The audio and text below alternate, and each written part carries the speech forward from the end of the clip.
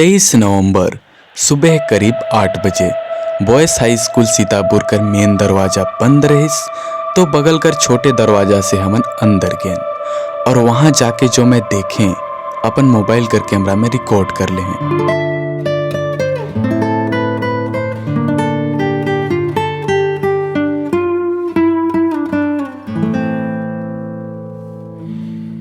सब चीज ला तो कैद नहीं करें अपन कैमरा में, काहे कि हमन थोड़ा जल्दी में रहन, पर जितना भी दिखाऊं बहुत अच्छा है।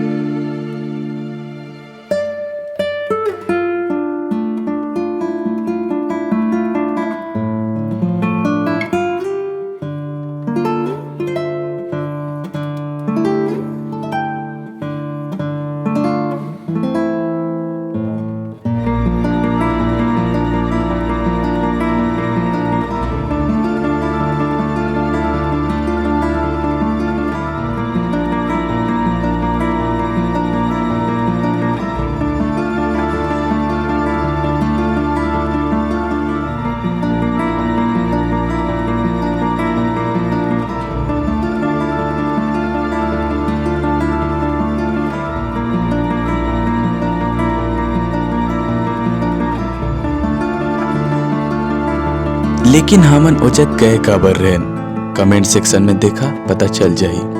और लोग मन प्यार से काबर डरते हैं, जानना है तो ये वीडियो देखा।